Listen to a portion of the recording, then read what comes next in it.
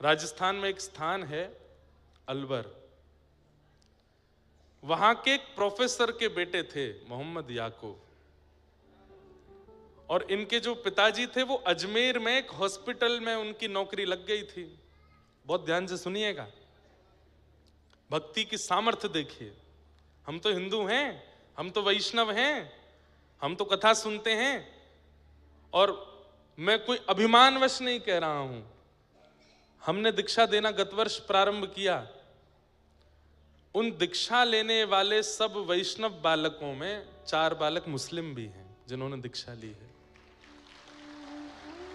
जब दीक्षा लेने के लिए आते तो मैं पहले पूर्व का नाम पूछता हूं कि आपका नाम क्या है, तो नाम बताते हैं, और नाम के बाद फिर उस नाम से जो प्रेरणा मिलती है वो नाम गुरु प्रदत्त नाम उनकी शरणागति में रखते हैं।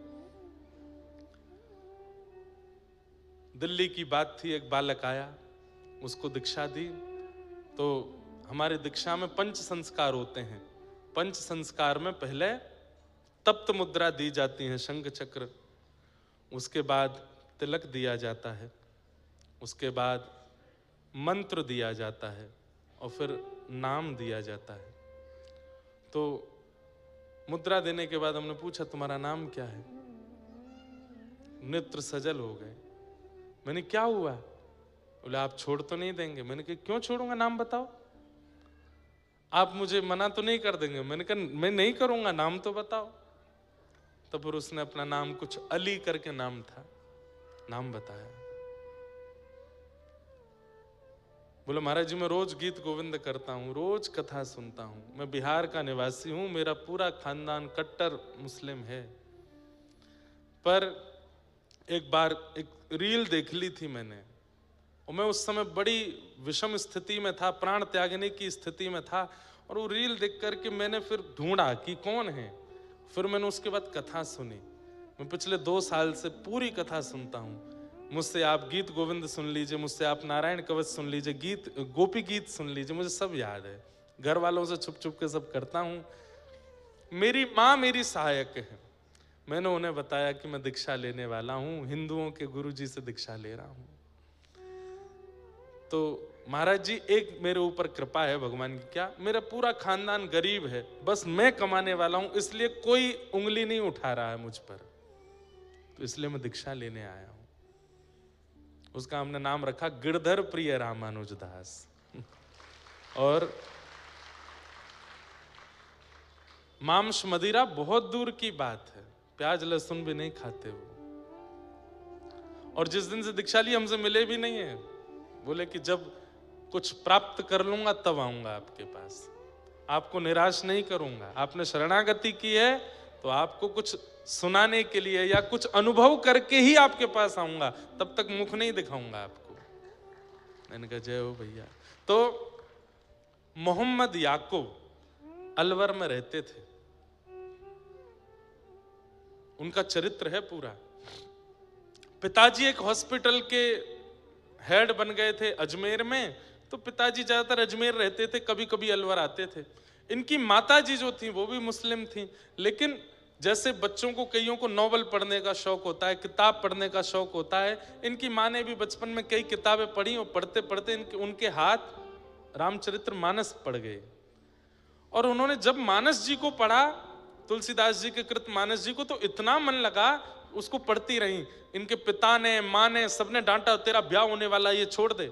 ये छुपा करके मानस जी अपने घर ले आई, और अपने पति से छिपके पढ़ती थी। लेकिन जब पति की नौकरी लग गई अजमेर में, तो ये बड़ी खुश, पूरे दिन मानस जी पढ़ती थी।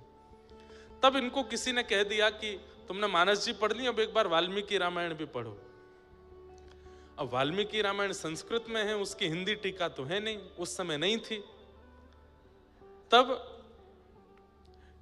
मोहम्मद याकूब ये डॉक्टरी की पढ़ाई कर रहे थे अलवर में।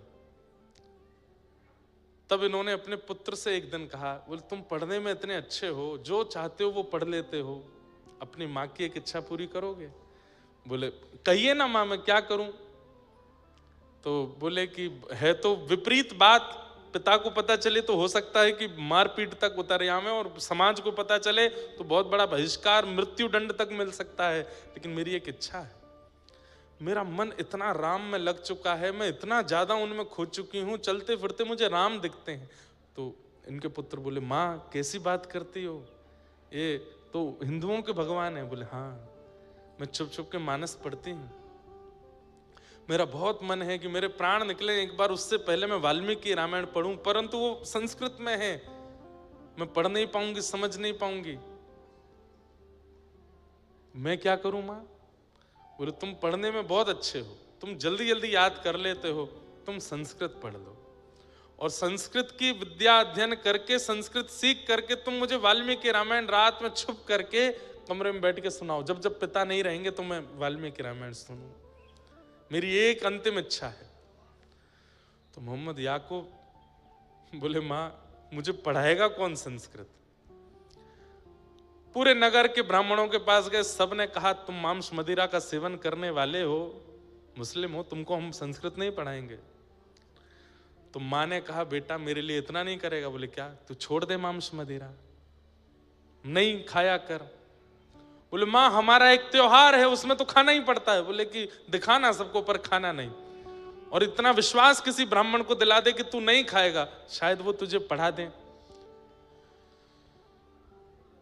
कल जो मैंने एक पद गाया था ना गोस्वामी तुलसीदास जी का, वो यहां सिद्ध होता है कि मोहम्मद याकूब की मां को राम जी मीठे लग गए हैं।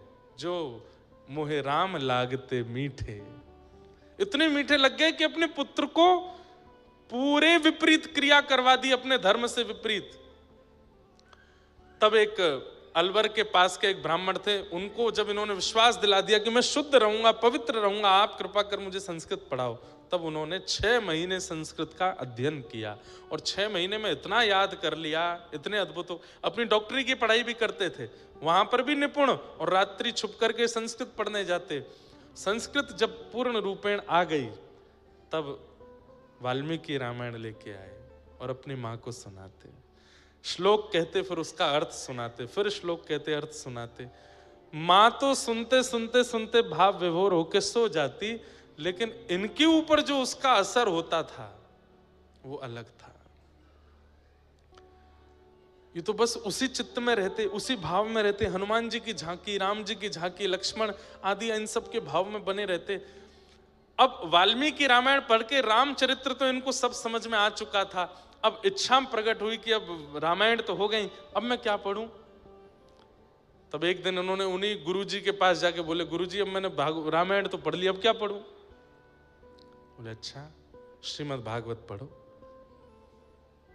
और जैसे ही श्रीमद् भागवत प्रदान की, प्रथम द्वितीय तृतीय चतुर्थ पंचम षष्ठम सप्तम अष्टम नवम, और जैसे ही 10वें स्कंद में पहुंचे और गोपी गीत का पाठ किया है, गोपी गीत का पाठ करते ही मेरो मन गिरधर छवि पे अटक्यों, सजल श्याम घन वरण लीन है, फिर चित अनंत न भटक्यो, मेरो मन गिरधर छवि पे अटक्यों। अब तो अलवर में दिखने वाली पहाड़ियां इनको गिरिराज जी दिखने लगे, अलवर में दिखने वाले सरोवर राधा कुंड कृष्ण कुंड लगने लगे, बहनी वाली नदियां यमुना जी लगने लगी, और दिखने वाला हर श्याम वर्ण का व्यक्ति कृष्ण लगने लगा। नेत्रों में आंसू 24 घंटे रहने लगे, ये सूखे नेत्र नहीं रहते थे, 24 घंटे नेत्रों में अश्रु। और श्याम सुंदर कहां मिलेंगे, कैसे मिलेंगे, कब मिलेंगे, बस इसी स्थिति में रहने लगे। मां तो चली गई, लेकिन याकूब की स्थिति ऐसी कर गई, अब क्या करूं? एक दिन लाइब्रेरी में बैठ करके कुछ पढ़ रहे थे, तभी इन्होंने वहां देखा कि किसी के सिर पर तिलक है और वो किताब पढ़ रहा है और दूसरे हाथ में माला जप रहा है। इन्होंने जैसे उसको देखा, धीरे धीरे उसके पास गए और पास जाकर के बोले, आपने तिलक लगाया है, कंठी माला पहनी, आप क्या जप रहे हैं? बोले मेरे गुरुदेव ने मंत्र दिया है, इस मंत्र से भगवत प्राप्ति होगी, प्रिया प्रियतम की प्राप्ति होगी, ये चरणों में गिर गए, मुझे ये मंत्र दे दीजिए, मुझे भी उनका दर्शन करना है। बोले तुम तो मुस्लिम हो? बोले मैं हूं, पर मैं जन्म से होऊंगा, शरीर से होऊंगा पर मेरा मन पूर्ण रूपेण। अब ये तो वहीं बैठ के गोपी गीत सुनाने लगे, सारे भाव सुना दिए, बोले मैं पूर्ण योग्य हूं, आप मुझे स्वीकार कर लीजिए, कैसे भी करके मंत्र दे दो। बोले मंत्र मैं नहीं दे सकता, मंत्र तो गुरु देते हैं। बोले अपने गुरुदेव से मिलवा दीजिए। तब इन्होंने कहा परसों गुरुदेव घर आ रहे हैं, उनका सत्संग है, 600-700 वैष्णव आएंगे, तुम भी आना, चुपचाप आके बैठ के सुनना।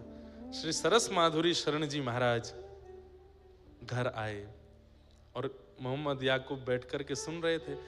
दीक्षा लेना तो दूर की बात, जैसे ही गुरुदेव आए हैं, उनकी रूप देखते ही, उनकी झांकी देखते ही, उनकी चाल, उनके नेत्र, उनका मुखमंडल देखते ही ये मूर्छित होकर गिर पड़े। इनको ऐसा लगा जैसे मानो प्रिया प्रियतम एक तनु होकर के मेरे सामने आ गए। होश में लाए, बोले तुम कुछ कहना चाहते हो, बात करो। बोले कुछ नहीं, मेरे सारे समाधान पूर्ण हो गए। बोले तुम्हें दीक्षा की, दीक्षा भी हो गई, इनके दर्शन ही दीक्षा है, बस ये जो आज्ञा कर दें वो। उन्होंने भी हृदय से लगाया और दीक्षा प्रदान करी। और इनका नाम वैसे तो कुछ सरस करके कुछ नाम रखा, प्रिय सरस ऐसे करके कुछ नाम रखा, लेकिन फिर गुरुदेव को बहुत इनको देख करके बड़ा आनंद आता था, तो इनका नाम सनम साहब रख दिया। क्या नाम रखा? सनम साहब। और सनम साहब जी ने फिर ऐसे ऐसे पद गाए हैं, ऐसे ऐसे भाव गाए हैं श्री प्रिया प्रियतम के मिलन के। अनुपम माधुरी जोड़ी हमारे श्याम श्यामा के, ये सब भाव उसी परंपरा के हैं। तो मुक्ति मतलब मृत्यु के बाद भगवत दर्शन, और भक्ति मतलब जीते जी ठाकुर जी का अनुभव। चाहे आप किसी जाति में हो, बिरादरी में हो, परंपरा में हो, कैसे नहीं हो, इससे कोई फर्क नहीं पड़ता। भक्ति जीवन में आ जाती है तो जीते जी ठाकुर जी का अनुभव होने लगता है। ठाकुर जी अनुभूति ही कराते हैं, ये बात लिख लीजिएगा, अनुभव ही होता है उनका। जैसे उस दिन नंदू भैया को यहां पर कोई डाल मचलती हुई दिखी, अब आप भूत प्रेत नहीं मानना, जिनको देख के भय लगे समझो वो भूत प्रेत है, और जिनको देख करके और देखने की इच्छा हो, जिस अनुभूति को देख करके, जिस भाव को देख करके और समीप जाने की इच्छा हो, समझ जाना वो अबनॉर्मल स्थिति जो दिख रही है वो ठाकुर जी ही हैं, वो आपको ही अनुभव करा रहे हैं। अपने आप को परसों एक मैं बता, जगन्नाथ मंदिर में कुछ संत जन, हमारे संप्रदाय के प्रमुख जन बैठ के आपस में खूब मधुर चर्चा कर रहे थे और शास्त्रार्थ जैसा चल रहा था। उस बीच में कई बातें थी जो मुझे भी आती थी, मैं चाहता तो बोल सकता था, पर नहीं, सुनने में सुख। मुझसे किसी ने कहा आपने क्यों नहीं बोला? मैंने कहा देखो, हम उतना ही बोलेंगे जितना हमको पता है, पर हम शांत रहेंगे तो वो भी मिलेगा जो हमको नहीं भी पता है, इसलिए शांत रहो, मौन रहो। पर लोग इसको नहीं समझ पाते, सब अपनी सुनाना चाहते हैं, सब अपनी बताना चाहते हैं, सब अपनी बोलना चाहते हैं। नहीं, थोड़ा मौन रहा कीजिए, थोड़ा सुनने का गुण लेकर के आइए।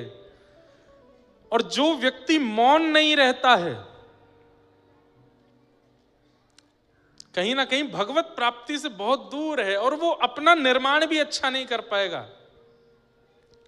हमें एक संत की आज्ञा है, 2 आज्ञाएं थी उनकी, एक तो कथा से पूर्व और कथा के बाद 1 घंटा मौन रहना है, और दूसरी आज्ञा थी कि कथा से पहले कथा के बाद किसी को छूना नहीं है। तो एक आज्ञा तो हमारी बन नहीं पा रही है, स्पर्श हो ही जाता है।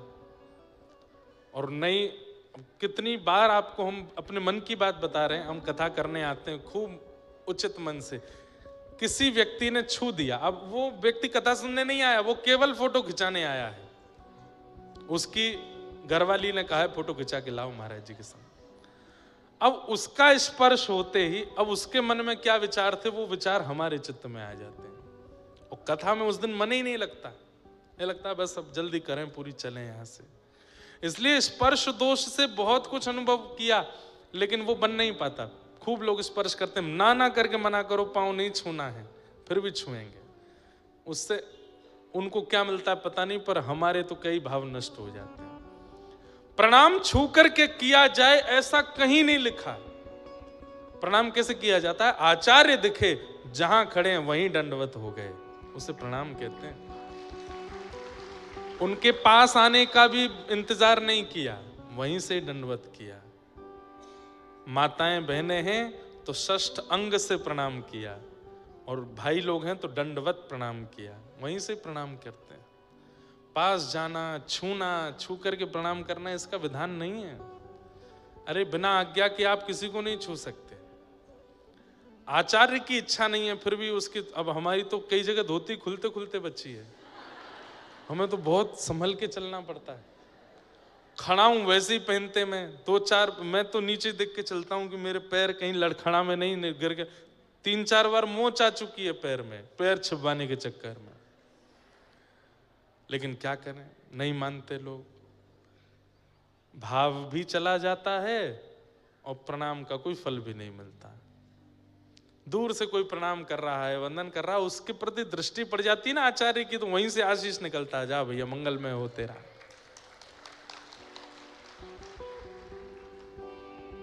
और मार्ग अवरुद्ध करके तो बिल्कुल प्रणाम नहीं करना चाहिए। मतलब कोई जा रहे हैं कहीं और आप सामने से प्रणाम, सामने से तो प्रणाम ही नहीं होता, सीधे प्रणाम नहीं करना चाहिए। देखो, प्रणाम करना सीखिए। सदैव मंदिर में ठाकुर जी के सन्मुख सीधे लेट के प्रणाम नहीं, ठाकुर जी के दाहिने से बाएं की ओर, और आप लोग ठाकुर जी की ओर खड़े तो आपके बाएं से दाहिने की ओर। मतलब अगर अभी खाटू श्याम जी आए तो हमको प्रणाम इधर से इधर करना है। उसके पीछे कारण क्या है? ठाकुर जी जब एक स्थान पर विराजमान हो जाते हैं तो ठाकुर जी के बाम अंग में सब ऋषिजन आचार्यजन खड़े होकर के वंदना करते हैं। अगर आप बाएं ओर से प्रणाम करोगे तो आपकी कमर और पैर उन ऋषियों की ओर हो जाएगी। सामने से लक्ष्मी जी प्रणाम करती हैं और आदि आदि देवी देवता प्रणाम, सामने से प्रणाम करोगे तो उनके प्रति चरण हो जाएंगे। और इधर हमारे पितृजन खड़े होते हैं तो उनकी ओर हम करके प्रणाम करते हैं, तो अपनी ओर से भी प्रणाम हो जाता है, अपनी परंपरा की ओर से भी प्रणाम हो जाता है। इसलिए सदा दाएं से बाएं लेट करके प्रणाम करना चाहिए, आचार्यों को या ठाकुर को, किसी को भी सीधे नहीं। प्रणाम का भी नियम है, स्पर्श करके नहीं करना चाहिए। जब तक आचार्य और ठाकुर की इच्छा ना हो, मंदिर में आप छू नहीं सकते ठाकुर जी को, पुजारी ही छूते हैं। ऐसे ही आचार्य भी जब तक आज्ञा ना दें तब तक उनको छूना नहीं चाहिए। तो कथा सुनने वाले के लक्षणों में दिखने लगता है कि वो कथा सुनता है, और उसका एक विशिष्ट लक्षण है कि वो कम बोलता है, मौन रहता है, वो सुनने में ज्यादा रुचि रखता है, कम बोलता है। ये पंच लक्षण हैं: सहनशीलता, दया, सबके प्रति मंगल की भावना, अशत्रुता, किसी के प्रति शत्रुता नहीं, और मौन। ये पंच लक्षण यदि किसी व्यक्ति के अंदर आ जाएं तो उसका मन एकाग्र होना शुरू हो जाएगा, उसकी इंद्रियां फिर विचलित नहीं रहेंगी। माँ, ये पंच लक्षण जीवन में ले आए। और यदि ये पंच लक्षण फिर भी ना आ रहे हों तो उसके लिए अष्टांग योग है। अष्टांग योग क्या है? यम, नियम, आसन, प्राणायाम, प्रत्याहार, ध्यान, धारणा और समाधि। जिस प्रकार शरीर के मोटे होने पर उसके योग होते हैं, ऐसे ही मन के विचलित होने पर उसके भी योग आसन है। सबसे पहला यम, इंद्रियों की इच्छाओं को पूरा ना करना। इंद्रिय कह रही है लखनऊ चलो, नहीं जाएंगे, यहीं रहो। क्यों जाना है? शॉपिंग करा लो, नहीं करनी, यहीं रहो। इंद्रियों की इच्छाओं को दबाना, मारना, ना पूरा करना, इसको यम कहते हैं। दूसरा, जीवन में कोई नियम होना। एक नियम निश्चित जीवन में होना चाहिए, सदनियम, यम, नियम। तीसरा है आसन, एक आसन पर ज्यादा देर बैठने का प्रयास करो, बार बार आसन बदलना नहीं चाहिए। यम, नियम, आसन। तीसरा प्राणायाम, प्राणायाम की कोई भी विधि करो और प्राणायाम करते समय भगवान नाम उच्चारण करते रहो। वैसे तो पूरक, रेचक, कुंभक इनके विषय में बताया गया। एक श्वास नली से श्वास अंदर लें और उस समय भगवान नाम लें, दोनों श्वास नली को बंद करके श्वास को ब्रह्मरंध्र में लेके भगवान नाम लें, दूसरी श्वास नली को छोड़ते हुए जब श्वास छोड़ें तब भगवान नाम लें। ये सब मन को एकाग्र करने के तरीके हैं। यम, नियम, आसन, प्राणायाम और फिर पांचवा प्रत्याहार, आहार की शुद्धि। कहीं भी नहीं खाना है, कुछ भी नहीं खाना है, व्यवस्थित खाना है।